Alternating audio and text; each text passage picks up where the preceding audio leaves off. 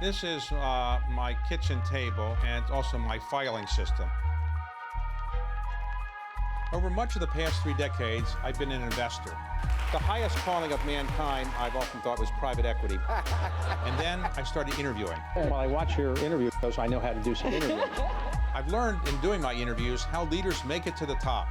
I asked him how much he wanted. He said $250. I said fine. I didn't negotiate with him, and I did no due diligence. I have something I'd like to sell, and how they stay there. You don't feel inadequate now because being only the second wealthiest man in the world, is that right? One of the most successful entrepreneurs in the world of cryptocurrency is Sam Bankman-Fried. He's created the FTX platform, and that platform has been so successful in the cryptocurrency world that Sam has become one of the wealthiest men in the world.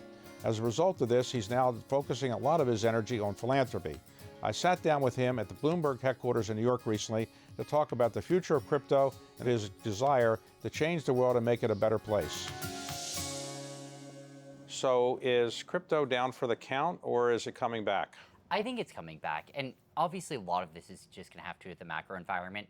You know, if we see markets crash again, we're going to see crypto crash along with it. If we see a market recovery, we're going to see a crypto recovery along with it. But I think this is, it's flushed out a lot of the things that needed to be flushed out from the crypto space anyway. Right. When May of 2022 Yep.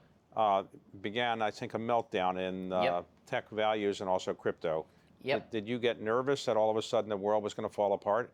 Not super nervous. It's like it was definitely going to be a rocky road for the industry, and you saw some businesses blow up when Bitcoin hit 20K. I think if we saw things melt down much further than they did, right? If we saw Nasdaq drop 30-40% from here and Bitcoin go down to 10K per token, I think you would see another round of pain for the industry that would potentially be more of a medium to long-term problem. So it didn't give you any gray hair, I can see. So. Oh, a little bit, but I pluck those out to keep up appearances.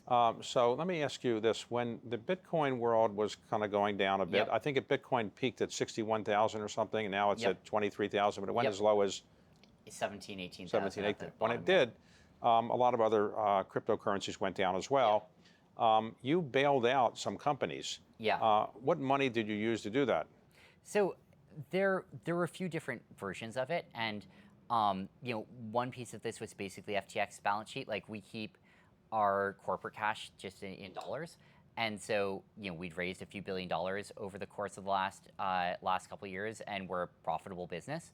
Now we'd also done some acquisitions, which partially balances that out, but we had some cash left, and with the BlockFi deal, for instance, that was on FTX. I think FTX US's balance sheet.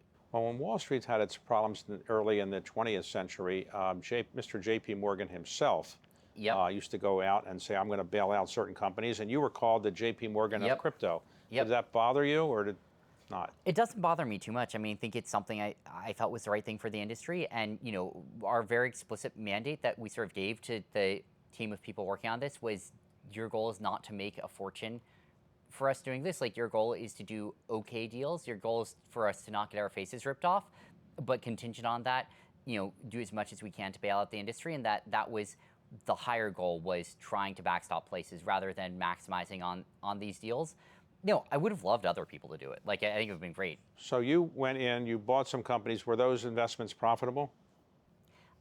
Mixed is basically the answer. I think some are going to turn out to be profitable, some won't be. Like, one of them certainly, with Voyager, I think there's $70 million there that we put in that I'm not sure we're ever seeing that $70 million again. And so, we had to make snap judgment calls, and we made them such that if things turned out well, they'd be good investments, and if they turned out badly, they'd be bad investments. But we sort of limited the amount that we could lose from it. Why do so many young people seem so attracted to crypto? I mean, I know there are people from all over the world of all ages, but it seems like young people particularly are very interested. Why is that? Yeah, partially it's a new thing that's going to appeal to younger people, but I think another aspect of this is if you're, 21 years old and you're trying to get access to markets, you want to be able to trade, to invest. You can sign up for an account on a crypto exchange and get full market access. If you try and get that same level of access in equities and commodities, you can't get it.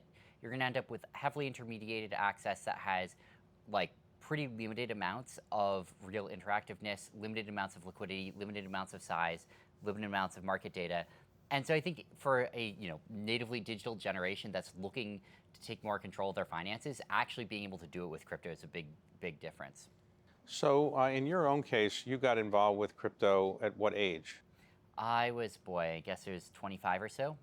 And did you ever imagine that at 25, when you got involved, you would now be one of the most important people in the crypto world and have become a multi-billionaire? No, well, no, although the crypto world has also grown quite a bit since I got involved. But I was surprised at how big things grew in general, how big I was able to grow things. I thought there was a chance of it. Like I did see pretty high upside when I got involved. I was surprised that we actually got there. So today you're running FTX. You started FTX in what year? 2019. And what does it actually do? So it's a cryptocurrency exchange is what we call it, but really it's a combination of a few different businesses. If you compare it to traditional finance, right, you have the New York Stock Exchange, Nassau, ICE, and CME as the exchanges, and that's where bids and offers cross. But you don't go to NewYorkStockExchange.com to send an order. They are primarily the sort of back-end trading infrastructure. Separately, you have brokerages, FCMs, and other businesses that sit in the front that consumers access. And then you have different settlement and sort of custody parties sitting in the middle there. In crypto, all of that gets squashed traditionally into one entity. And so what FTX is, it's sort of all of those things.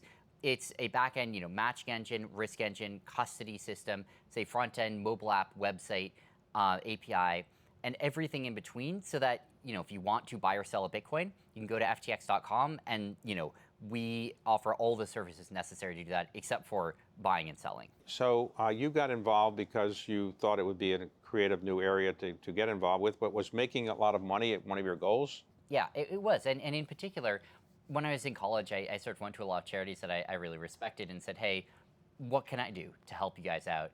Like, do you want me to work for you? And they basically said, not really. I mean, you could, but it'd be kind of mediocre. What they say is they'd rather my money than my time. And so I ended up going onto Wall Street and then getting involved with crypto with the goal of donating what I made.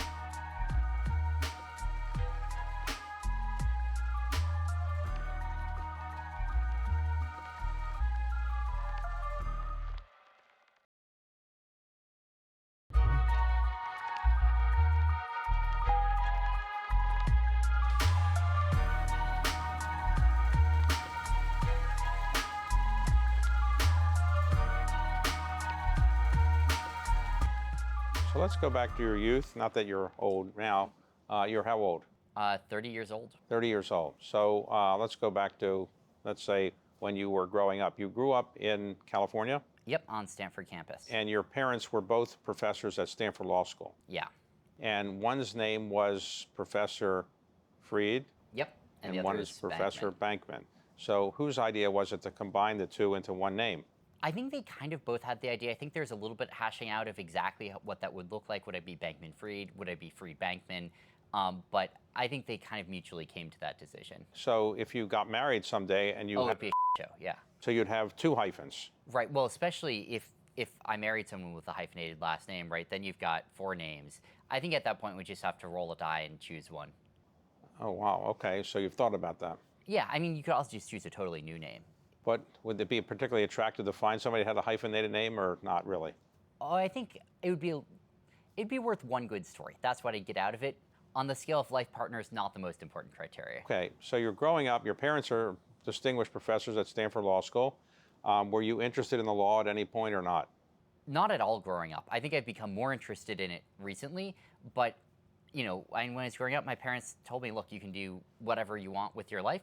We don't particularly recommend that you become a lawyer, but you're welcome to do whatever you want. So you were a bit of a math prodigy when you were younger? I was certainly better at math than I was at reading or literature. So you went to MIT? Yep.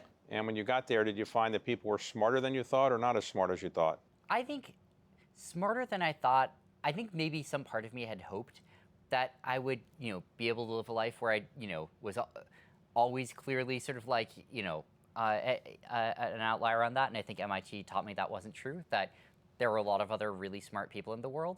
And, it was really interesting and cool getting to know them.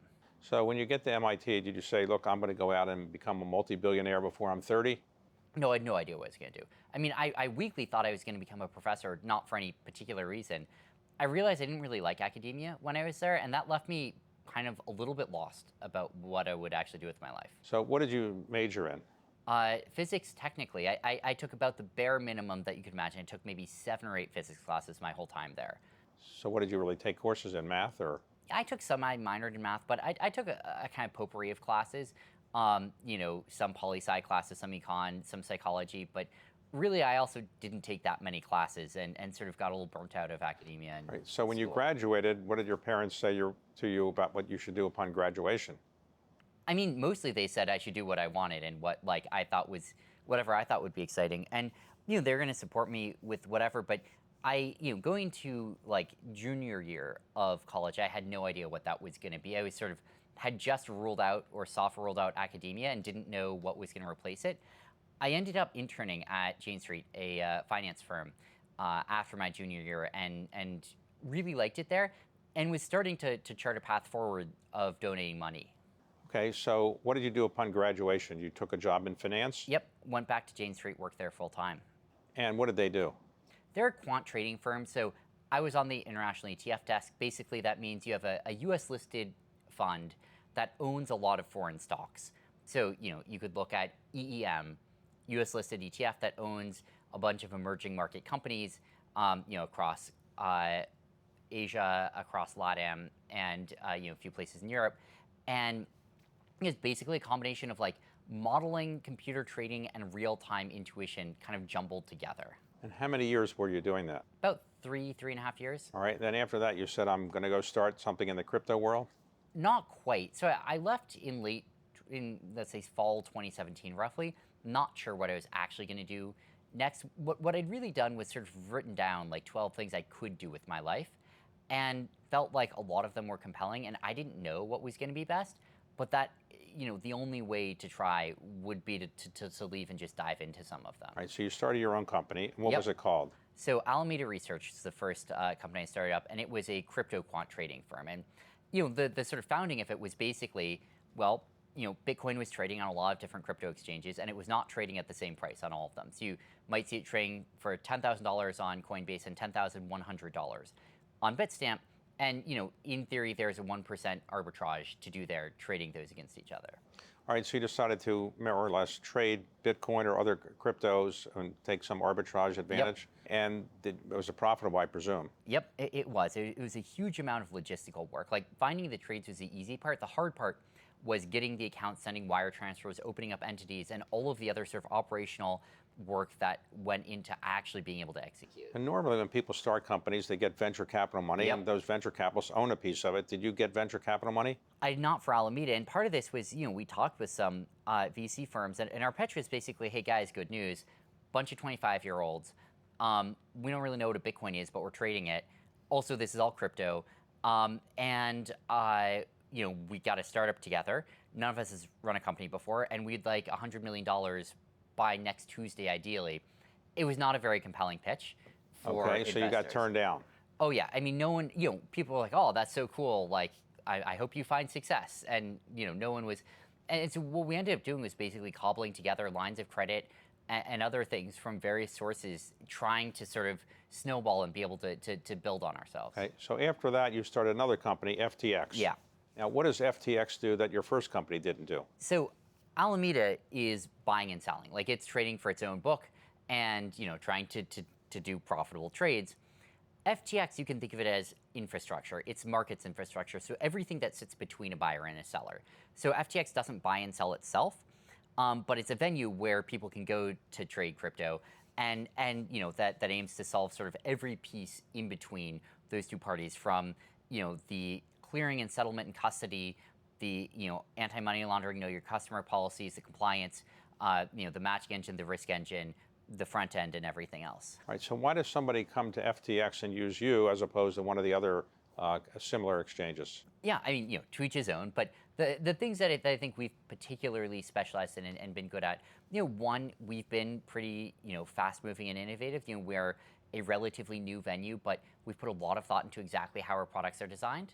Where's the company based? So we have a lot of offices for regulatory reasons. So as an example, we have a new Tokyo office with a bunch of people in it because we now have a JFSA Type 1 financial services license there. So we have like little bases in a number of the jurisdictions that we are licensed and regulated in, but our biggest offices in the United States is Chicago, and outside the United States is Nassau in the Bahamas. All right, so you live in Nassau. That's right. And is that a tough place to live? It's really tough. It's a hard life. And so how do you put up with the pleasure of going to the beach or not versus working?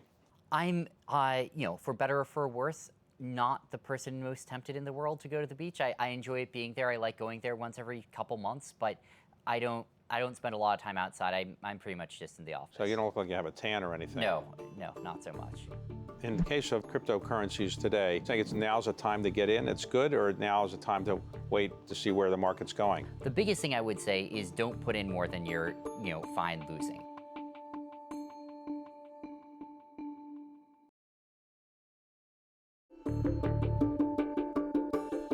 So very often when people get wealthy, they buy fancy suits and so forth. You haven't gone to that phase yet, right? Not so much. Your outfit is pretty much standard. It's some kind of t-shirt, shorts, tennis shoes. Is that what you wear all the time? When I go to Washington, D.C., I have a suit there because I have to wear it on the Hill. But outside of that, yeah. So are you thinking of buying a house to live in, or where do you live? I live in the nine colleagues and I bought a large apartment together near our office that we live in. And I'm sort of really fortunate to be able to have a really comfortable life and not have to worry ever about, money for myself. But I'm not particularly excited to dive into luxury. I'm not excited about yachts. And I both think it's not what I should do with my money. I think I should be thinking about how I can help the world with it. And it also just isn't who I am. So do you go to Washington much to lobby with members of Congress and or regulators? And is that an uplifting experience for you? I go a lot. I'm there probably every few weeks. And it's been a surprisingly uplifting experience. I was not expecting that. I was expecting it to be a real slog. And I think it could have been in a slightly different universe where you saw continued wars going on between regulators and the industry. What we've tried really hard to do over the last year is get the industry to a place where it is happy to accept sensible regulation, and I think that's helped turn down the volume a little bit on the arguments and get to a place where most people are honestly trying to engage on what's the important federal oversight that we need to give to the industry, how can we do that in a way that makes sense given how the industry operates. The crypto industry seems to want to be regulated by the CFTC, and some people want the SEC to be the principal regulator. Do you have a view on this? So in the end, both are going to be regulators. And the CFTC is going to regulate commodity futures, so it's going to regulate very likely futures on tokens that are not securities. The SEC is very likely going to end up regulating spot security token markets. And there's some territory in between there when you look at spot commodity markets, when you look at what a security token futures regime might look like. Those may end up as joint regimes. They may end up in one place or the other. In principle, I'm fine with either regulator or any combination of them. I think that the non-security token aspect of this is a nice fit for the CFTC's regime. Now, in our country, when you want to have some influence with government, very often people make campaign contributions, as they're called, and you've become a large donor to political candidates. Is it because you want some influence on the policy of crypto, or is it just you think these candidates are good public servants? It's mostly just looking for good public servants. Like, that is by far the most important thing to me. And look, there are a lot of issues that matter, but there's also just this correlated aspect of, like, are they going to be fighting to what they think is right for the country in general? And, the single issue that I have sort of spent the most time, thinking about the most money, donating to on the political side is pandemic prevention, which has nothing to do with crypto. But it's, ultimately what I think is, one of the most important issues for the world over the next, So how do you find political fundraisers? They come to you directly? Is it easy to get to you and say, we need this money for this candidate? And what type of candidates do you tend to support? Oh yeah, well, if I pulled out my phone here and just looked at my last 10 text messages, about half of them are going to be people asking for, politicians asking for contributions. But those. Do you have a political expert or advisor? Yeah, so I obviously ignore the text messages. I've got a few people on the ground in DC who are sort of actually running the operations stage. So when you give money to a candidate and he or she gets elected, do they respond to you when you call them later, or not really? Some do, some don't, and it's always super happy to talk, but it's not generally the primary goal. Like the primary goal is generally that I thought they would be a good legislator. Do you get involved with presidential campaigns? Are you going to be involved in this campaign that's coming up in a couple of years? It's a good question. The answer is maybe. It totally depends on who's running, on what the race looks like. I'll give a couple thoughts. The first is, I might be very involved. I might not be involved at all. I might be involved on either side or both. And in general, my sense is that primaries are really important. And I think this is true for the presidency as well. I think this is something a lot of people miss, is that if your goal is partisan, then you basically have to operate in general elections. That's when partisan splits are determined. But if your goal is getting like good public servants and people who are really fighting for what's right for the country, there are people who do and don't fit that description on both sides of the aisle. And you have these contests which are way lower stakes from a partisan perspective. It gets rid of a lot of the noise and competition. And there are great opportunities to support people who would just be good public servants. So you support people of both parties? Yeah. Okay. And today, you would not consider running for office yourself, right? I would be an insane thing for me to do as a fourth job to tack on to the other things I'm doing. And can you see doing this for another 10 years, 20 years, 30 years like this? I think so. When I get burnt out because I'm out of useful things to do on a topic. I don't tend to get burnt out from work or stress. Well, crypto came along relatively recently. I guess Bitcoin was invented in 2009, but relatively recently it's become a big phenomenon. Do you see any other phenomenon like that you might get involved with as well? Potentially. Look, eventually AI. I think, right now we're at the stage of AI being mediocre chatbots instead of really bad chatbots, but that's going to change over time, and mark to 10, 20 years from now, we may be having a very different conversation. So I have not bought any cryptocurrencies. I have invested in companies that service the industry, but I haven't bought crypto myself. Let's suppose I said I wanted to buy some cryptocurrencies. What would you recommend to me or anybody else? Well, first thing is I try not to give investment advice, and what I would say is the most effective and useful thing you can do is just try everything out. Take $10, feed it through every protocol, feed it through every exchange, see what it's like, get a first-hand experience of using a blockchain explorer, doing a trade, and that will teach you a lot about how the industry functions. I think I've been really interested in a few different areas of the space. I think I've been interested in scalable blockchains. I've been interested, obviously, in the exchange and platform space, especially on the regulated side. And then I'm super excited about the potential for blockchain-based social media, to the extent that there are projects coming out, in that area around remittances and payments and around market structure. Those are the places that I'm looking at the most right now. So in the case of cryptocurrencies today, would you think now's a time to get in, it's good, or now is a time to wait to see where the market's going? So I think what I would say is there's potentially a lot of profit you could make. You could also lose, though. Like, things can go up, things can go down. There is, a lot of upside potential. The biggest thing I would say is don't put in more than you're, fine losing. Like, don't put in money that you would be really, really sad to lose into, crypto right now. Think of it more as an upside play. When you leave this interview and you go outside, can you walk down the streets of New York without anybody bothering you? It's borderline. So I think probably a 0.5% or 1/3% or something of people recognize me here. And so, the real answer is like every 10 minutes that I'm walking on the streets, someone will recognize me roughly. It's a little bit in between. Well, what you can do is get a comb your hair, get a suit, and then that'd be your disguise. It's true. I could just look normal, and that would. But you haven't thought of that? Not likely. No, that's beyond me.